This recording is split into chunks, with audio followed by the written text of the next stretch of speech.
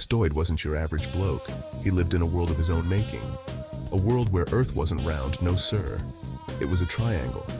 He'd argue with anyone about it, from his mates at the pub to the Prime Minister on his weekly Zoom call. Stoid knew what he knew, and he knew it was a triangle. Once, he was a simple Kiwi lad, loved his rugby, his fish and chips, and a good laugh. But then came the incident, the one with the map, the compass, and the rogue wave that almost swept him out to sea. That's when he saw it, the Earth's true shape, a perfect triangle. Stoid's day began like any other, with a breakfast of pineapple chunks, strictly triangular of course, and a strong cup of tea. Then, he'd grab his custom-made, triangle-shaped skateboard. He'd navigate the streets of Wellington, his wild hair flying in the wind. He wasn't just skateboarding, he was composing. Symphonies in motion, he called them, inspired by the rhythm of the wheels, the honking of cars, the laughter of children. His music was a reflection of his worldview, chaotic, unpredictable, yet strangely harmonious. He played a bizarre instrument of his own invention, a cross between a didgeridoo and a theremin, powered by an old car battery. These weren't just casual chats. No, these were something far more elaborate and intriguing. Oh no, these were full-blown dinner parties. Virtual, of course. Imagine a digital feast where the world's most powerful figures gathered, not just to eat, but to discuss the fate of nations. Stoid, in his pajamas, surrounded by maps and empty pizza boxes, was an unlikely participant.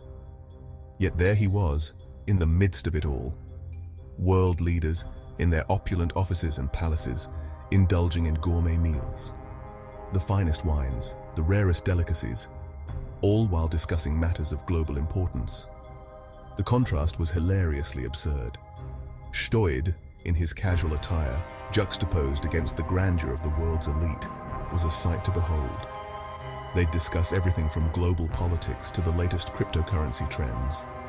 No topic was too big or too small for this eclectic group. Stoid, with his mouth full of pineapple, would offer his unique insights. His unconventional wisdom often left the others in a mix of amusement and contemplation. See, the world's problems are all because we're thinking in squares. Stoid would argue passionately, his theories as unorthodox as his appearance. We need to embrace the triangle. It's the strongest shape, you know. His ideas, though strange, had a peculiar logic to them. The world leaders would listen, sometimes amused, sometimes baffled, but always strangely captivated. There was something about Stoid's eccentricity that drew them in. One day, he received a cryptic message. It was an invitation to join this exclusive circle, to dine with the Illuminati, albeit virtually.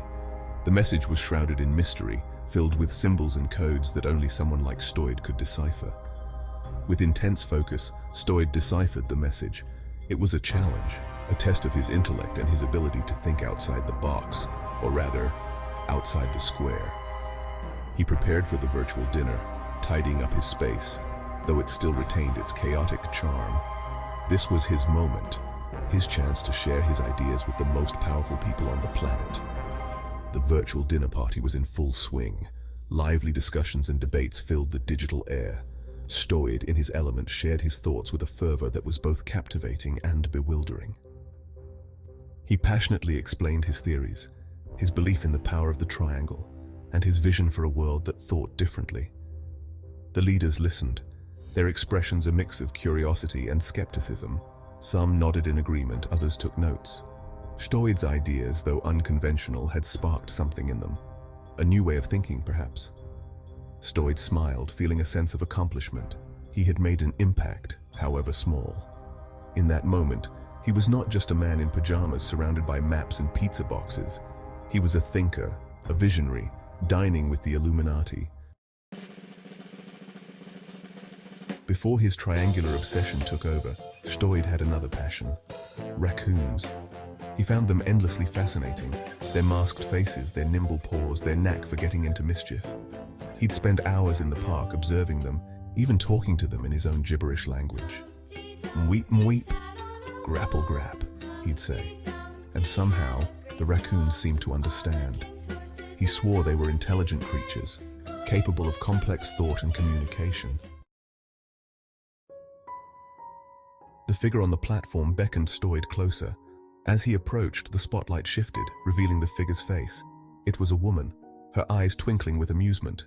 "So, you're the triangular prophet," she said, her voice laced with a mix of curiosity and respect.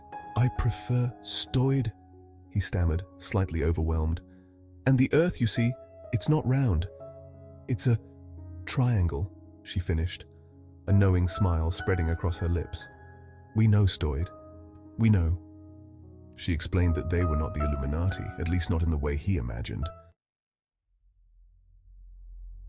They also spoke of a prophecy about a chosen one who would awaken the world to its true triangular nature, someone who would usher in a new era of enlightenment. Stoid, they believed, was that chosen one. At first he laughed. It was all too much, too crazy, even for him.